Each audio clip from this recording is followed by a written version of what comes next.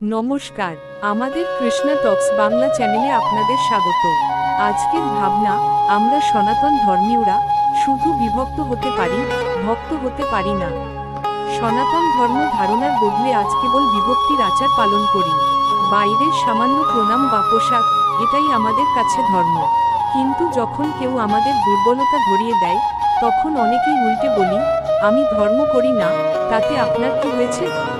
আসলে ধর্ম পালন না করলে ধর্ম আমাদের ধারণ করবে কিভাবে? আমরা কেবল বাইরের লেবেল ধরে আছি। বিভক্ত হওয়া মানে ফাঁপা আচার আর অহংকার, এমনকি এক সময় স্বধর্ম ত্যাগ। আর ভক্ত হওয়া মানে শ্রীকৃষ্ণের চরণে যুক্ত হয়ে অন্তরের শুদ্ধি লাভ করা। ভগবান শ্রীকৃষ্ণ গীতায় বলছেন, যে অবিবেকী পুরুষেরা আমার শ্রেষ্ঠ ও অব্যয় পরমানুভাব না জেনে আমাকে ব্যক্ত শরীরধারী বলে মনে করে, তারা আমাকে ঠিকভাবে জানে না।